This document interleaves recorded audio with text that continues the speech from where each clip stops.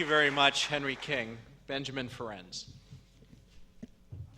Thank you very much, John, for the introduction. John himself is a great expert on Justice Jackson and knows all about his plans and dreams and has written about it and will continue to write about it. You've heard the very dramatic reading and presentation by our friend Whitney Harris. I have found in my own experience that numbers mean very little to an audience. What does it mean? 1 million people killed, 2 million people killed. The story of Anne Frank, everybody knows. But who were among the millions, and how many fathers, and how many children, and so on? It's a little too grim. Henry has told you the inspiring story of how he was saved from Wall Street by going to suffer in the Grand Hotel, where he's reported that the whiskey was 50 cents a bottle or something like that. Not exactly Washington crossing the Delaware, but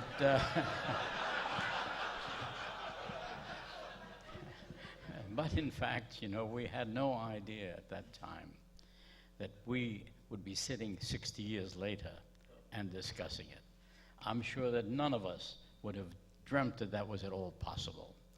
So what I will try to do in the few minutes before we open the floor for questions is look at what you have heard so far in this conference, and my compliments to the organizers, Greg Peterson, and all the sponsors, the American Society of International Law, which sent us 2 of their great stars to join in the discussions here, and the others, to take an overall perspective of what it's all about. And most of you, I'm sure, have heard about how difficult it is in the various tribunals and the difficulties with the statutes and the interpretation of various provisions and all that, all of which is correct if you are a technician or an expert on it. But I'd like to take a step back and take another view of it. Let me follow Henry's lead first by telling you how I got involved in this business. I was a graduate of a very good law school, Harvard. And no sooner had that event occurred when the Army immediately recognized my talent, and they made me a private in the artillery. Well, in that capacity, you see, my respect for the Army's perception has been shaken a bit. In that capacity, I landed on the beaches of Normandy, chased the Germans halfway to Berlin, went through all the battles, and when the war was over, I had reached the exalted status of a sergeant of infantry. I got an honorable discharge and 5 battle stars for having participated in all the leading battles and not having been killed or wounded, which I thought was a very good idea. I'm not sure whether the bullets went over my head or whether I was just lucky, but in any case, my experiences were a bit different. Whitney here had served as a line officer in the Navy. As we got into Germany, we began getting reports of atrocities, and I was reassigned from the artillery to General Patton's headquarters as a war crimes investigator. In that capacity, I won't go into the gory details or the statistics at this point. I was with the liberating forces in all the concentration camps liberated by General Patton's army. Buchenwald, Mauthausen, Ebensee, names which no longer mean anything to a new generation. But there, I personally witnessed the horrors of the camps as they were being liberated. Total chaos. The inmates dying, lying on the ground, and chasing the guards trying to flee, guards being caught, being beaten to death, burned alive, all of that. I won't go into it, but I was a personal witness to all of that in its most horrible form, in action. It was not just a statistic for me, it was much more than that. I stayed on in Germany after that, after the trials. Let me tell you a bit about it because I'm indebted to Whitney here for having interviewed Otto Ollendorf and obtained from him, an SS general, the confession that the unit under his direct command had killed 90,000 Jews. And I became the chief prosecutor in that trial, the Einsatzgruppen Trial, because we had found the other documents, the daily reports from the front, saying specifically which unit entered which town, who was the commanding officer, what was the date, how many people they killed, the different categories, Jews, gypsies, communist functionaries, and others. We had these daily reports. I personally totaled them to add up to over 1 million people. At that point, I said, that's enough. I flew from Berlin, where we did our research, down to General Taylor, who was my chief of counsel at that time. He followed Justice Jackson for 12 subsequent trials. Very fine lawyer from Harvard. And we were later law partners before we became a professor at Columbia and Cardozo. Anyway, he appointed me the chief prosecutor in what was known as the Einsatzgruppen Trial. Nobody, of course, could pronounce it or translate it. But these were special extermination squads, and their job was to do as Whitney has described. Their assignment was go and kill all the Jews, men, women, and children. Wipe them out. Extirpate them. We couldn't find the right translation of the German language for it. And I think one point which is worth noting is in the examination on trial of Ollendorf and 22 of his colleagues for the mass murder of over 1 million people, Ollendorf was asked to explain why did he do that. Because it's important to understand. Ollendorf was an intelligent man. Most of my defendants were had doctor's degrees. I had 6 SS generals in the dock, no enlisted men. And why did they do that? And he said it was self-defense. What do you mean self-defense? Nobody attacked Germany. Germany attacked all the other countries all around them: France, Belgium, Holland, Norway, Sweden, Denmark, Poland, Russia. Well, he said, we knew that the Russians, the Soviets, were planning to attack us. Well, why did you kill all the Jews? Well, we knew that the Jews were sympathetic to the Bolsheviks. Therefore, you have to kill them all. And why do you kill the children? The question to which Whitney referred. And the explanation was, well, look, if you're going to eliminate, they never used the term kill, if you're going to eliminate the parents, then of course the children would grow up and be enemies of the state. And we were interested in long-term security, so we have to kill them too. It's very logical. Now, my units used the gas vans, which Whitney described the documents. He first led him to the trail, this SS Officer Becker. I got the details of that. Ollendorf didn't like them. They were not very good. You could only jam in a certain number of people, usually the aged who couldn't walk, or the children who couldn't roll and they couldn't chase them out into the woods, so they had to throw them into a vehicle. They throw them into the gas vans, close the door, and the plan was when they get to their destination about 20 minutes away, a ditch somewhere, they would just dump them like you dump the garbage. But Ollendorf complained that sometimes there were some of them still alive. And it was terrible. His men had to unload them by hand. And they were bloody from scratching and screaming and feces and urine. And he said, this was very hard on my men. So Ollendorf was really a very humane sort of guy. He was sentenced to death and hanged in Landsberg prison. It takes 8 minutes to die before you get a death certificate after you've been dropped. However, enough of that. I mention this only because I see the picture in its goriest details. And I, of course, have been traumatized by that experience. And I'm trying to do, as Henry and many others, you here as well, Jackson Center, I'm sure as well, trying to change the world, trying to eliminate that kind of behavior. Well, how do you go about doing that?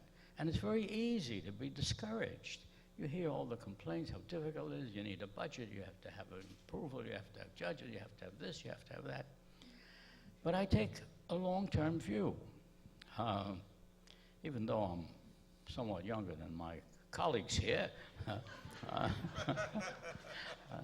the long-term view is I see enormous progress. I am terribly optimistic. And they say, how can you be optimistic? It's like when people ask me personally, how do you feel? I say, I'm always feeling fine. Well, how can you always be fine? I said, it's very easy. I'm aware of the alternatives. And that's the same with the experience we've had here with the courts. When I went to school at Harvard, I don't know how it was at Yale, certainly not, they didn't teach international criminal law. There was no such thing as international criminal law. It didn't exist. when I first began to campaign for an international criminal court, inspired by Jackson and by Delford Taylor, because if you have international crimes, it's logical that you need a court in order to deal with it. And that's what the first General Assembly of the United Nations decided. They passed a resolution saying, we approve the Nuremberg Principles and the judgment of the International Military Tribunal, and we want to set up committees to draft a new code of crimes, of international crimes, and the establishment of a court. They referred also to genocide, which was not in the statute of the International Military Tribunal or the subsequent trials, but they referred to them specifically as part of the tribute to Raphael Lemkin, who was also working there, lobbying the UN on that. So we had instructions then to follow the Nuremberg precedent.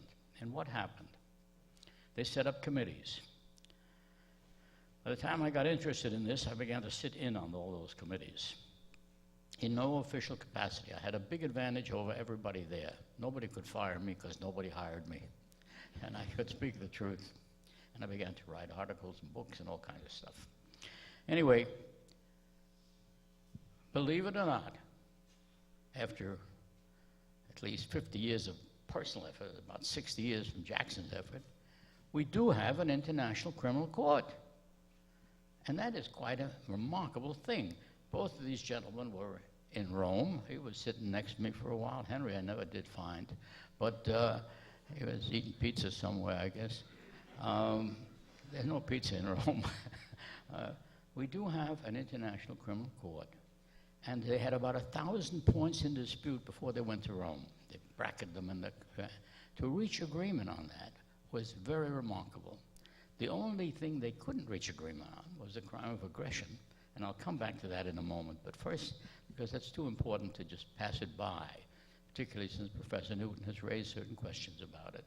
So we had this growth in international courts. Unbelievable. First, you had the International Criminal Tribunal for Yugoslavia, created by the Security Council itself, by the United Nations. 10,000 women had to be raped before we woke up to that. Then we had 800,000 people butchered in Rwanda, a disgrace to our whole world society, that after the Holocaust in Nazi Germany, to allow that to happen again in Africa, in more intensity in 2 months, I think it was 2 years total, they killed 800,000 people. Black people killing black people with machetes. You didn't need nuclear weapons and so on.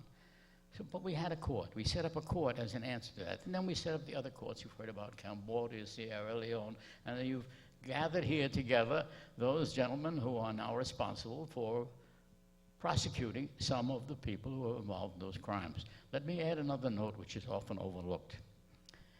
None of these war crimes trials ever intended or would be capable of doing complete justice. We did not try all the criminals. We had a small sampling only. In the Einsatzgruppen Trial, for example, which I know best, there were 3,000 men in the 4 different units of the Einsatzgruppen. Every day they went out and their assignment was to kill Jews and others. And they did that for about 2 years, and they reported on it. 3,000 men did that directly on either the shooters, as they were called, lined up 10 in a row, and they would shoot people as they pushed them into the ditch, stripped them first. How many did we try? 22. 22? How come you tried 22? You got 3,000 mass murderers on your hand. Well, the ridiculous answer is we only had 22 seats in the dock. Ridiculous? Sure. Absolutely ridiculous. We weren't trying to do more. We couldn't. We were under pressure to move quickly.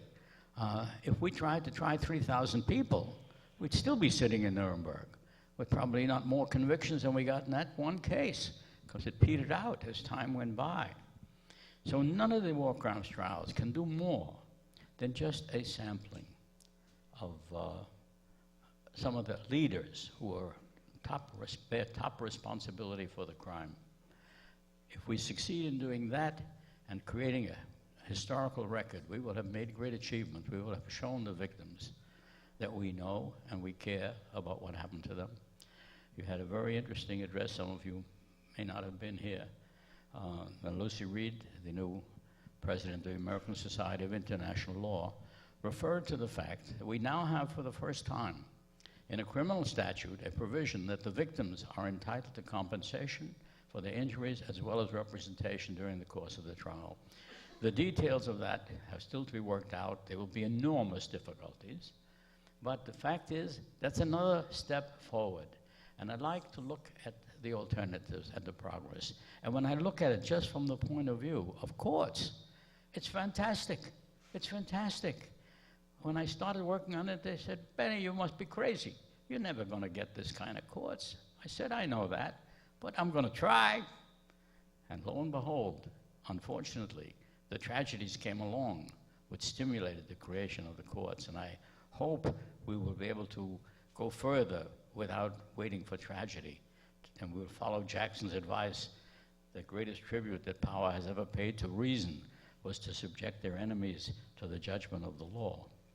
Okay, but there are other things, because in order to succeed, we have to change the way people think. You heard what Ollendorf thought. He thought it was defense to go out and kill somebody who you believed might attack you first. A preemptive strike. The United States government, in the trial of U.S. versus Ollendorf, held that was no justification, and that it was an international crime, and that it was punishable by death, and he was hanged together with a number of his colleagues. Have we learned much? Well, we don't have courts to deal with it. Well, we've got to change the way people think. But you know, a lot of people think that way. And they still think that way and always thought that way. You look at your historical record, there have always been those who believed only in power and war.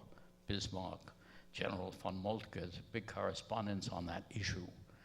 And there are those who say, look, if you've got the power, use it. That's the only thing that counts. The rest of it is talk. And if you've got the weapons and they haven't, kill them. Well, that has been the history of mankind. The history of mankind is written in the history of warfare. But it's getting to be very dangerous.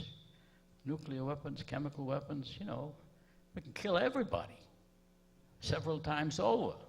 When are we going to start to change the way people think?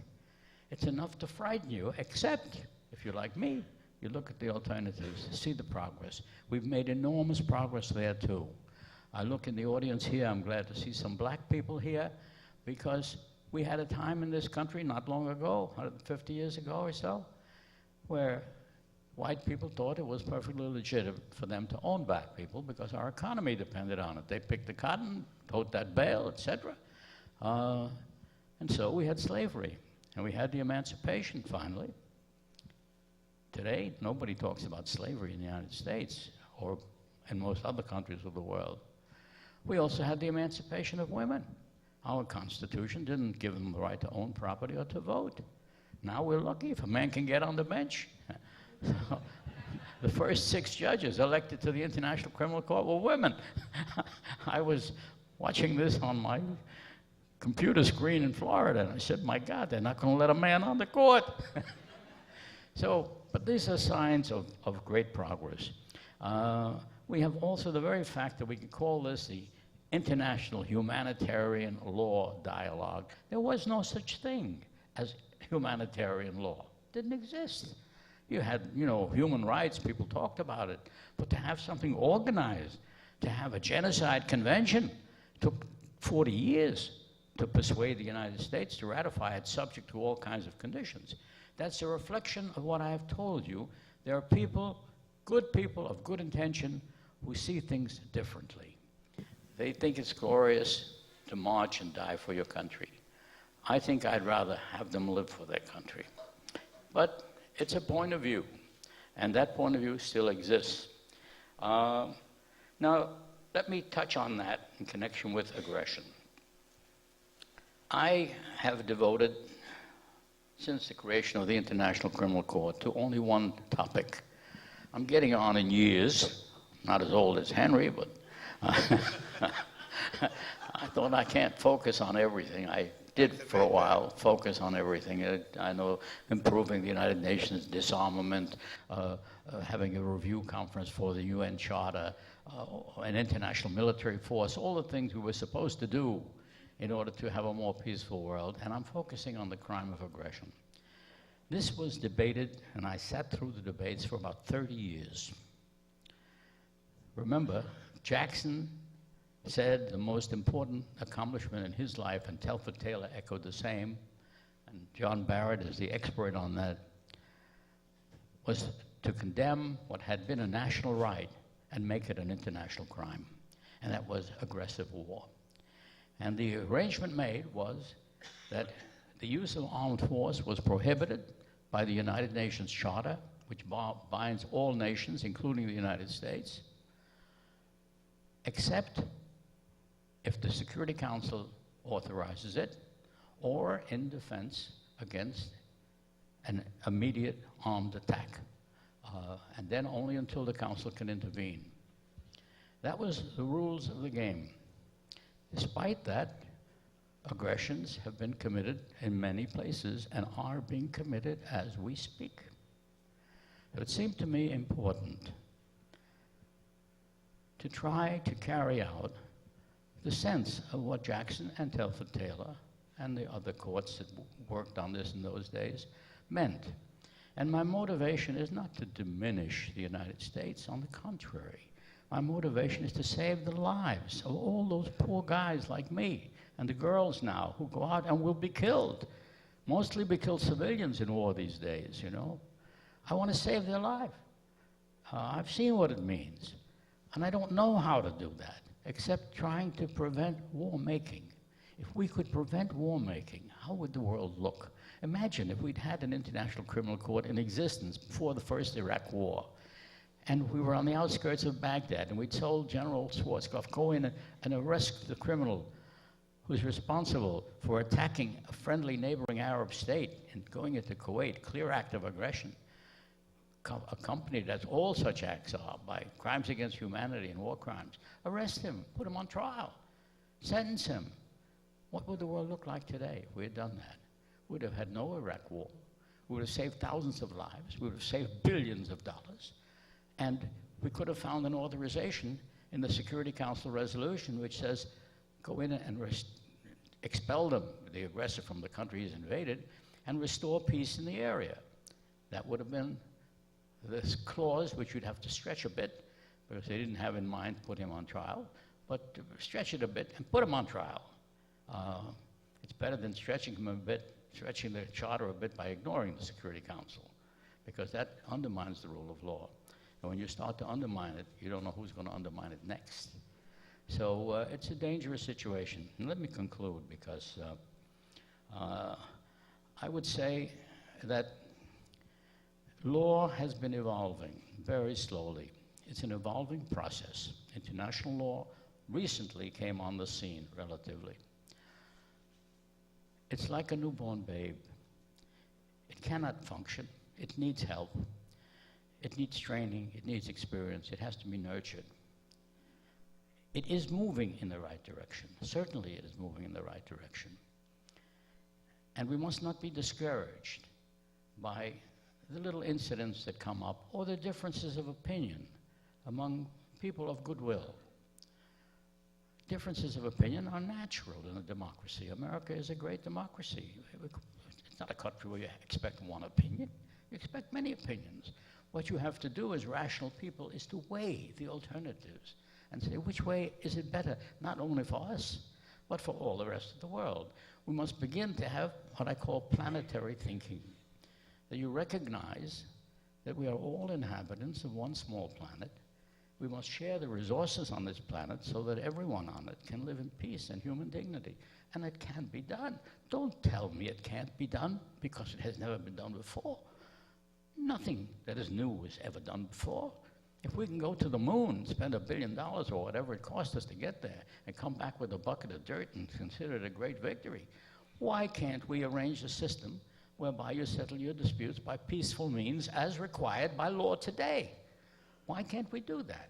There's no good reason for that. We can fly airplanes which have 10,000 of parts in them, And if any one part is defective, the plane will crash. But we fly the planes, and they do fly. And we have the blackberries and the blueberries and all that stuff in our pocket. We can speak to the world. You know, these miracles of accomplishment. And we have to let women be raped in Darfur. We have to let the African people starve to death. Why? I don't believe that's beyond human capacity. You need to generate the political will without waiting before you have to kill another few 100 million people. So, basically, on that happy note, I say we are making good progress, and even if we weren't, even if the progress is slow and difficult, I think we have an obligation, moral obligation, to those who have perished, to those who are still in the military, where's my friend Mr. Newton there, who are speaking for the military, and for those who are yet to come, to try to make this a more humane and civil world under a rule of law. And if we all set our minds to it, I'm confident. I may be around to see it, but I'm confident it can be done. So I wish you luck. Thank you.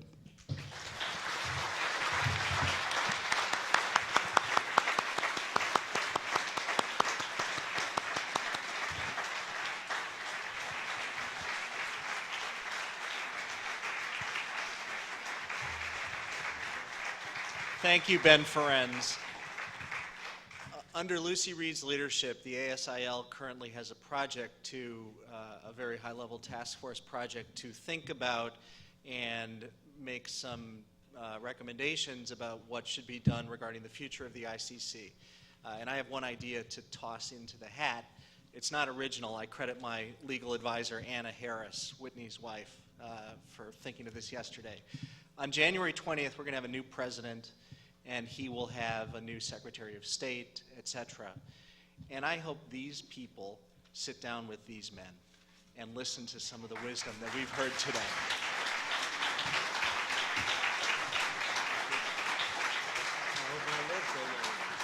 Me too.